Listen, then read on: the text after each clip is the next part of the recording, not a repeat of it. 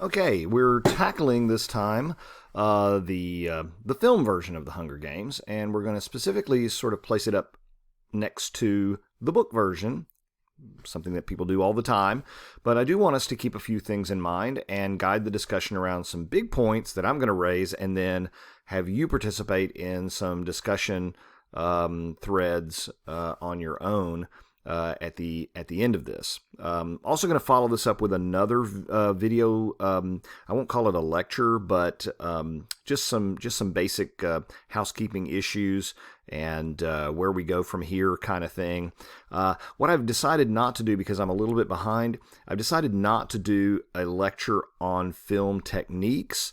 I think based on where we are in the semester and the exigencies of what's going on, it's just faster and easier for you guys to just base your presentations, your team presentations, based on what you're finding out there. We don't need to turn it into a film class. So in the interest of time, I'm going to cut that, but I'm going to rely on you guys being honor students to go out there and find the sorts of information you need to educate yourself on film technique. Now remember that the assignment also has some great links where you can get started with that. I didn't figure it was necessary for me to retread that. I need to move on with the rest of the term and get you across the finish line, frankly. Okay? So hopefully you've all seen the film version, not just once, maybe you've seen it more than once, but hopefully you've all seen it just recently. I've seen it three times now, and each time I see it, I have basically more admiration for it. Not just because it's a great story based on a great book for what it's trying to achieve, but the filmmaker and what they're trying to do. So part of my discussion here is going to be about film technique a little bit, but about strategies and things like that and why filmmakers do what they do. It's not a film class, but I'm going to bring some things up. So the first question you want to ask is, what should be the basis of our evaluation? When you're trying to say, well, here's the book and here's the film, is it fair to do that? If it is fair, on what bases should you be establishing your opinion? First of all, should you base your evaluation of the film on whether it is faithful to the author's vision or intentions? Or is that irrelevant, right? Or, if you say, well, no, wait a minute, this guy is making a film. The book was written by an author. The film is made by a filmmaker. One is print. The other is film. One is basically narrative. The other is visual. So why should the filmmaker have to follow the author's vision or intentions, or at least slavishly do so? Why wouldn't the filmmaker be able to do what he or she wants to with total liberty? And then, of course, you could also say, well, most filmmakers, I think this is probably true, want their artistic license to create their own vision and need to make changes and want to add their particular adaptation or style or interpretation to the film product. But frequently they'll say, I'm not going to stray too far away from the bones of the novel while I'm fleshing it out as a filmmaker. So, I think each of us, once we read the novel and view the film, can be our own judge of the extent to which the filmmaker has followed one or more of these kinds of possibilities. Excuse me. My voice is giving out a little bit because of allergies. Or perhaps maybe the best thing to do, instead of asking that question, what's the basis of our evaluation, or what should it be, is to focus on the effects that are created and just be kind of objective and say, well, we're not going to diagnose whether the guy made a good or bad decision in changing this or changing that or creating this or creating that. Let's just ask this question. We can just be objective and say, what did he do and what effect did it have? Quite apart from the question of whether we think he should have or shouldn't have done it or what approach. So we can look at it and say, our audience, what kind of decisions were made by the filmmaker, and what effect did it have on the audience? Because the audience for a film is going to be different frequently from the audience of readers who read the novel. In this case, my guess is probably there's a lot of overlap, but there are plenty of people who saw the film who never read the book. And there are plenty of people who read the book and never saw the film, didn't want to. But I'm guessing there's probably a lot of overlap. But remember, it is a different audience because it's a different venue, a different format, a different genre. It's trying to achieve sort of some different things artistically. It's as different as sculpture is to painting, is to etching, is to whatever. Okay, watercolor, whatever. And so the format is going to be very different from the text as a result. We've already talked about this. This is a novel that is 300 and something pages in length, almost 400, I guess, depending on which copy you have. And the filmmaker here has reduced this to about a little under 2.5 hours. That takes a lot of doing. And if you know that what you're dealing with is a best-selling novel that is just beloved by everyone who has read it, just about, it's kind of like Harry Potter. The pressure's really on a filmmaker because the true fans of the Hunger Games, just like true Harry Potter fans, are going to be watching you like a hawk. They want all their favorite scenes. They want all their favorite characters. This character wasn't how I imagined her or him in my mind when I was reading the novel. And, he left this out. He put that in. He didn't do this. He didn't do that right. I didn't envision this character behaving this way. And so the interpretation, the filmmaker wants to be their own artist because a filmmaker is an artist. They are artists. But they also understand the need to stay anchored to the kind of audience expectations that made the work popular enough to justify making it into a film to begin with. So I just want you to think about all the dynamics there and all the tensions there that exist and all the needs there because an artist always works with those tensions and those dynamics, and being able to produce a great work, it takes a lot of decision making. Everything has to be decided on. So I want to focus basically on 4 big things, maybe a few other things as the discussion goes on here, but the filmmaker is going to make a lot of changes. The question is, what advantages are there to the changes that are made? You have to make those changes. You got to squeeze 400 pages into 2 hours and some odd minutes. The 4 that I really want to focus on here, my voice will hold up, is, first of all, that the novel is given to us in first person point of view. That's not done in the film, right? There's no narrator. There's no, the main character of Katniss doesn't turn to the camera and talk to us. There's no third person narrative, none of that. It just is live action and you just see what's happening and we're just participating. So to some extent it is third person, but we're going to talk about that for just a moment because we lose her voice in some ways because of that. How does he compensate for that? How do we get to know Katniss better even though she's not telling us a story? Okay, so that's a big thing, right? Because otherwise you run the risk of losing the connection to the main character. Okay. Second thing is the condensed backstory. I think this filmmaker does an excellent job. This is probably one of the great things that he's done here, of creating a more condensed backstory or handling the need to give you information to fill in things in a very economical, efficient way. We'll talk about how he does that in a minute. The third thing would be the compressed time frame of the medium. Those two things are really kind of related to each other, I guess, in some ways, because when you compress the backstory and you insert it in different places, it's because you're dealing with a compressed time frame. Okay, and then fourth, and we'll do some other things, but the fourth big thing is the unique visual effect, or mise en scène. Mise en scène means the total visual effect that you're trying to achieve, and it includes all kinds of things like the setting, costuming, all of those kinds of things. What is the visual effect that you're going after here? And that's really unique here. I think he does an excellent job with that. So let's tackle a few of these and see where we are. If I can get my computer to work here. Here we go. Okay, so the time frame issue. I'm just going to point some things out here. I'm trying not to do it in rapid fire, but I just want you to think about this and try to realize that these things aren't accidental. When you watch a film, you're just kind of enjoying it. You're eating your popcorn. You're letting the story sort of take over, and you're kind of losing yourself in the moment. It's really fun. It's really great. But it is worthwhile to sit back and analyze the film while you're watching it from the perspective of why did they do that? What was the point of doing that? What were they trying to achieve? What were they trying to accomplish? So let me give you an example. The whole story of Peeta and Katniss and meeting as children, and him giving her the bread and that sort of thing, that was doled out to us a bit at a time in the form of these what I call the bread flashbacks.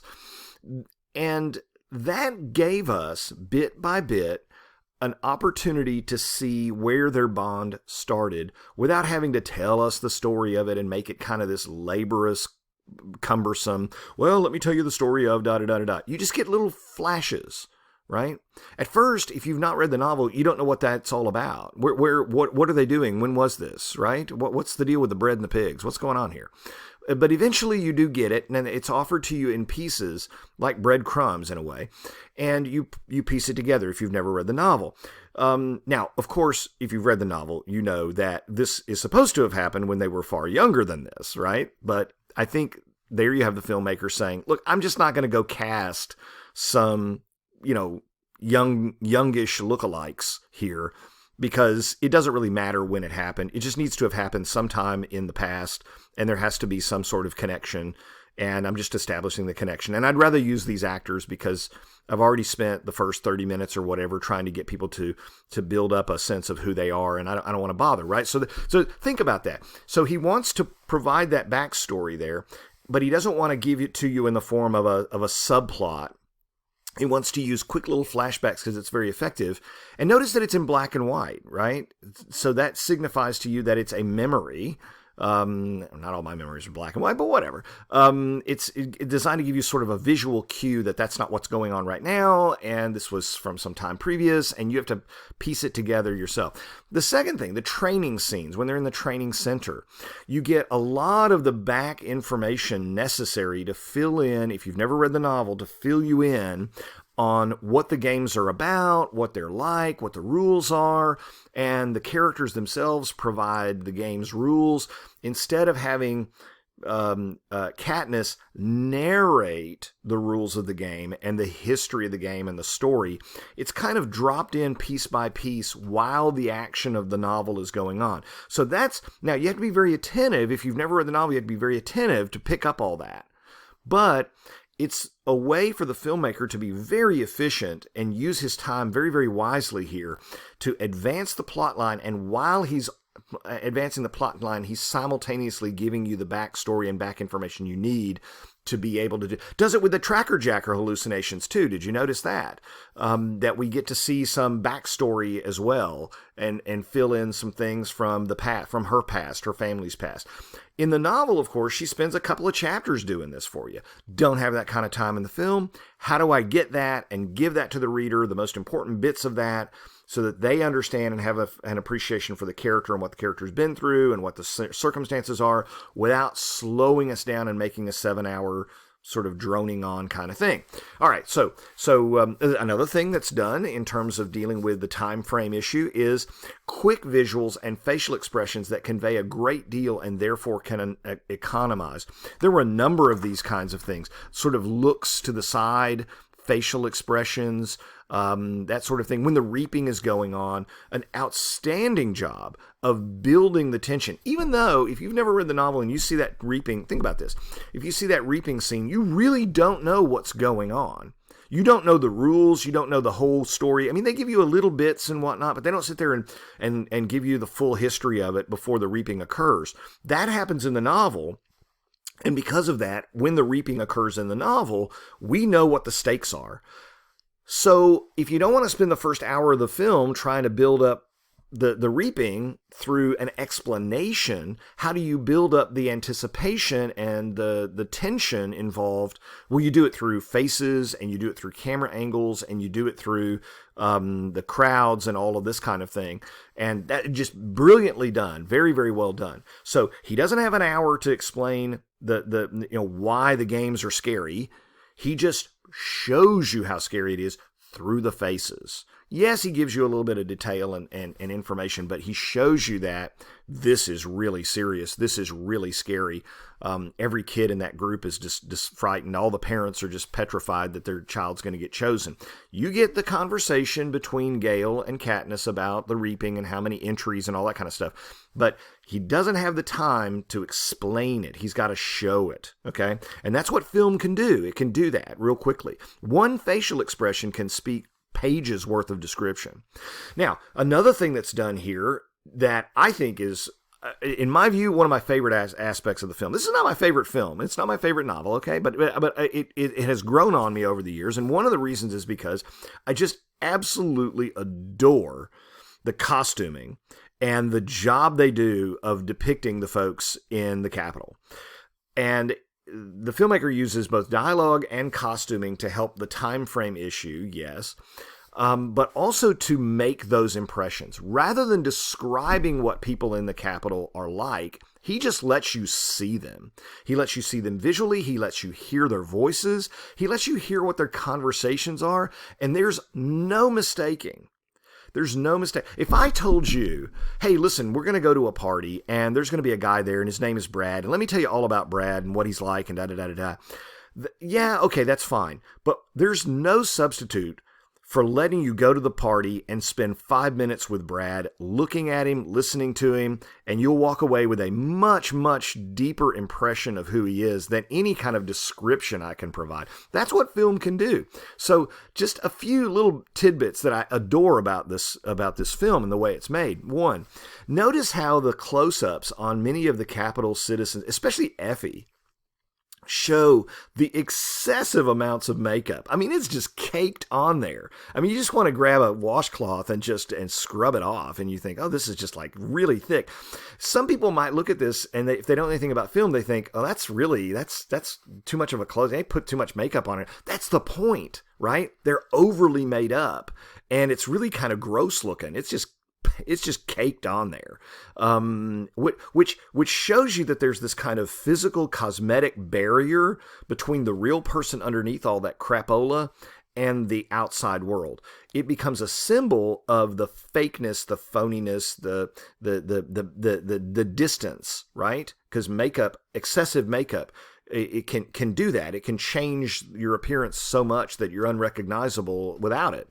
The interviews are brilliant. Stanley Tucci he's fantastic as Caesar Flickerman.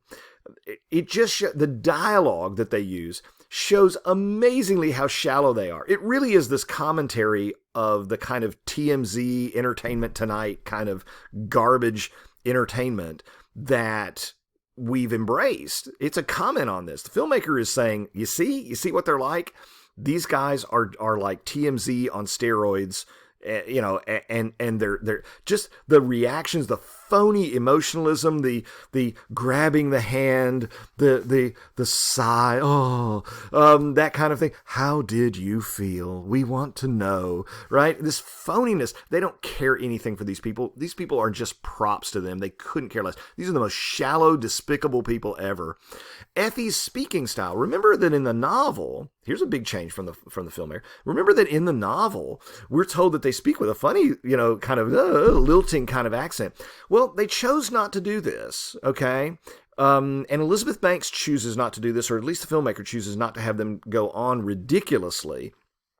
Like the hair and outfits are just wildly, just fantastic, and show the shallowness of these people, how fashion slaves they are, silly nonsense that they do. Kind of like we would look back on the 18th century and say, why did men wear those white powdered wigs? That's so goofy looking. But he has her speak a certain way, or she speaks a certain way, but it's not so out of the mainstream that it becomes a distraction. And I think that's a decision that was made. Let's have her speak differently, but not so weird that it becomes too distracting and you can't follow what's going on. Now, in terms of the narrative perspective, it is not told in first person, but several techniques are used to allow us to identify with Katniss's experience. Notice the camera work, the tracking camera, the cameras, the shots kind of are blurry and they move and they jerk around a lot because it's trying to mimic where we And we end up looking where she would look or where we would look if we were there as witnesses. It wants a sort of real life, your head spins around to the left and there's a blur until you see something. And you're kind of, you notice the camera is actually searching for things to focus on sometimes. It's trying to mimic the experience that she would have there or that you and I would have if we were there with her. Along with the idea of the muted sound, right? When there are explosions or things like that, traumatic that happen, and she doesn't hear when she's on the stage and Caesar asks her a question and she doesn't hear it really. You sort of hear it, but you don't. It's, again, trying to put us with Katniss's experience without having her tell us the story. We're kind of seeing it and hearing it and feeling it through her.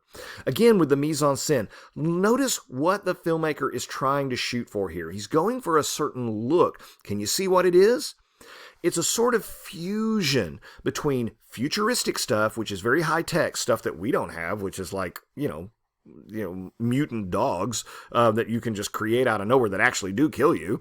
So some of the technology is well in advance of us, so it's very sci-fi-ish. But notice that a lot of the style is really echoing the Art Deco style of the 1930s. The train, the furnishings, a lot of the things in the city, one of the things that you should notice is notice the scale of the public spaces. It echoes, and this is not an overreach here. It really does echo the sort of fascist, Nazi kind of big, giant hallways, the podiums, the red flags and the insignias, all of that. The fascists embraced back in the 30s because it had this ability to overwhelm the person, to make you feel small. It's the state, the government that's big. You are just a tiny little speck, right? And you walk out onto a big plaza and there's a giant 100-foot tall stage and with a big podium and the big giant red flags everywhere, and you're made to feel very small. This is very 1930s-ish. Why? Why do it? Clearly, right? I don't have to tell you. The filmmaker is saying, we're going to go after this kind of quasi-fascist feel and style from the 1930s to kind of conjure up a subliminal response in the audience to say, ooh, I don't like that, right? Now, the style is cool. Art Deco is really cool. I think that's just there to kind of put you in that frame of mind that it's kind of retro and futuristic. It's a fuse between retro and futuristic, but it's definitely trying to suggest or signify the kind of totalitarianism that was popular with fascism in the past, okay, in the 1930s. So some major changes, there were lots of them, okay, lots and lots of them. And our discussion is going to focus on you guys identifying some and commenting on them, okay? But I'm just going to highlight two and just give you why I think they're there. Just two out of just dozens that I could pick. So number one, Coriolanus Snow's prominence. As you know, in the novel, the first novel, he's almost not even there. He's just kind of mentioned now and then, but that's it. He certainly doesn't have any speaking parts or anything else. I mean, other than just kind of a bare bones ceremonial thing. He's in the background for the most part. He's kind of like Big Brother in 1984. You really don't get to know him in the first novel. He becomes more prominent. So why is he so prominent in the film, this first film? There are two reasons. One, I think the filmmaker wanted to do that because he knew he was going to make future films, and we need to get to know the president and not be surprised who he is come the sequels, right? We need to be sort of emotionally invested in this guy and not like him and be, thinking about him and know who he is by the time the second and third, etc., films pop up. Okay, I think that's one thing. But the more pragmatic thing is this. I hate to say it, but there's proof positive that Donald Sutherland, the fellow who plays President Snow, insisted that his part be bigger in the first film. He says it's because he really thinks that would add a lot. A cynic would say he's wanting a bigger part and a lot more screen time and probably a lot more money. Having said that, As good as he is, I'd have paid him whatever he wanted because the man made that part. There is no question about it. He was the perfect cast. Now, it's something we haven't brought up is casting, and you guys can, with your projects, are going to be looking at the question of who to cast. Look at what a wonderful job Snow. I mean, Sutherland is a fantastic actor. He is both has the ability to blend kind of this rational, calm tone of voice with what is clearly the ideas of a freaking psychopath.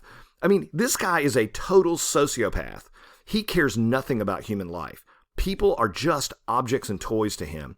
And Sutherland has the ability to come across in this very calm, quiet, right? Which ought to scare the hoo-ha out of you. He's terrific. He just does a fantastic job. The casting here is magnificent. I mean, even the different tributes are very well cast. I think it's one of the reasons why the film is so popular is because all of the people, no matter how big or small their parts were, did an excellent job with what they did. The little girl who plays Rue, terrific job. Not bad for a kid her age. Not bad. I mean, it's not Shakespeare, but she does a good job with it. She's got talent there. And I think the other main characters certainly did an excellent job. But that's one reason why I think the Snow's prominence is there. Well, two reasons why Snow's more prominent in the first. The second thing is Seneca's final berry scene. As you know, that's not in the novel at all. Nowhere. It's not even in the second novel. We don't even hear anything about it. Why is he presented with simply a bowl of those poisonous berries? And then that's it. That's no comment. That's it. I think it's because the filmmaker is drawing on. Notice how many names in here have classical Roman origins to them. So we have Seneca and we have Cato and we have so many others. Cinna, which would be spelled differently. The Romans would have spelled Cinna differently. But all of these are very Roman sort of names, right? The filmmaker is, in many cases, trying to steer you more towards a feeling or sense of Panem as being more like a fascist society, whereas the original novel is hinting to us at something that's kind of Roman and gladiatorial. Okay. So the filmmaker has said, I want to go a little bit less Roman than I do more fascist in terms of my mise en scène, my concept here, but he retains something that would be very, very Roman. What you were given an opportunity to do if you screwed up in government in ancient Rome is they would leave a sword out for you. And basically the message is do the right thing, kill yourself because otherwise it's going to be really ugly. So here's your chance. Take care of business. That's a very Roman thing to do, is to just simply leave a guy in a room and give him a knife and tell him, do the right thing. You do your duty, kill yourself, off yourself. It's something that would be afforded to somebody. And so that is a very chilling effect. I think the filmmaker has said, that part of the sort of the Roman allusions in the novel, I'm going to not only keep that sort of sense in there about, how ancient Rome would have done things, but I'm going to even add a little bit to it, which wasn't even in the novel. So I think that's really, if you're attentive and you see that, you think, ooh, I know what that means. And that's it. That's all you see of him, right? It's just, we expect you to do what you ought to do. And of course, it's Snow that does that. All right, so hurrying along. Okay, so I know the main reason why many of you, maybe most of you, like the film is because of this guy right here. I don't see what women see in him, but hey, oh, and by the way, Miley Cyrus, really? Seriously? Okay, whatever. So I just threw in some eye candy for the ladies there. What works and what doesn't work, in my opinion? Well, I think, in my opinion, and this is my opinion, I think the musical score is dull and plodding. I think it adds nothing. So what should a musical score add? That's an interesting question. So for your teams, I would look at that and say, what should a musical score add? What should it contribute to it? In this case, I think it just basically slows the film down. I just thought it was just pretty bad. The visual presentation of the capital citizenry and its hosts are absolutely brilliant. I think it's one of the highlights of the film, how well they're able to communicate the absolutely corrupt, shallow, narcissistic, terrible society that just feeds on other people's misery. It's just fantastic. And of course, it's really kind of a backhanded criticism against us, to be honest, and how shallow we are. Because if you don't see this novel as social commentary, you're missing half the point of the novel, I think. Lawrence plays the part without excesses, with vulnerability. Only once, I think, does she overplay the part, and that's where she really gets overly mad, I think, at Peeta's admission that he has a crush on her, and she kind of overdoes that a little bit. But everywhere else, she does an outstanding job. The best scenes are when she is exhibiting this genuine nervousness, this absolutely petrifying fear just before she goes out to start the games. That nervousness, that fear, that shaking is absolutely Oscar worthy. I mean, that's great acting right there. I gotta be honest with you. That's really good. And when I went and saw the film for the first time, I thought, who's this kid? She's just kind of a newbie. Can't be a great actor. She's probably just a cute kid that is getting her start in act. I walked away thinking that kid can act. She really, that scene alone is worth the price of admission to the film, because she and Senna there, it's a wonderful, beautiful piece. Does an excellent job. What doesn't work, I don't think we get a full appreciation of life in the districts. And that will come, I know, with future films, and that's probably what they were thinking is, listen, we're headed for sequelville here for sure, okay? This is not going to flop at the box office. So we got time to flesh that out later on. But it didn't give me the occasional conversation between Gale and Katniss, which honestly they spend a lot more time in the film on that than the book spends, with them talking together an awful lot. Doesn't really give me as much of an appreciation of the oppression that exists in the system, just the exploitation of the participants. And those are two different things. I think you need both. But I think that is an important thing that's a little bit missing on there. If I could add one more thing, I think it's terrible that they have Cato just basically pee himself at the end there and just, collapse like a quivering bowl of Jello. That's not what we want out of Cato. We need a real villain here, not somebody who's going to say, it's over with for me anyway, so you might as well shoot me, kill me. Nonsense. Buck up. Make him a real villain and off him. Anyway, that's just me. You may have a lot of different things. I'm not going to have a quiz on this, okay? Because I think we're getting down to the end of the semester. I really would rather have you focus on reading our last novel and working on the different kinds of things that you need to work on in terms of finishing out the term. I am going to also extend the discussion contributions until tomorrow evening at midnight. Tuesday, midnight, please contribute to, we'll have 2 discussion threads, okay? Your contributions, your thoughts on 2 different prompts. Very, very brief, few sentences is all you need to do.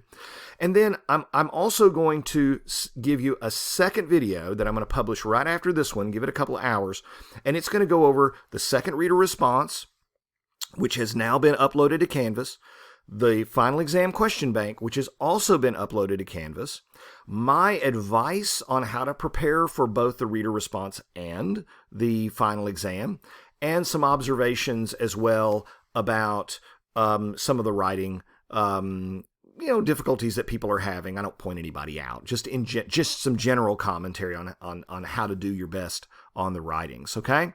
And a few other updates. So consider the next video to be a brief update on our assignments and on some pointers on what to focus on. So no video on film technique. We're just running out of time. I just need you to read the novel. No quiz for this. Discussion contributions. Please post them by tomorrow at midnight. Please view the second video that I'm going to put up right after this as well, just as quickly as you can. The assignments are posted up there, and we'll talk more after we get the other video posted. Okay?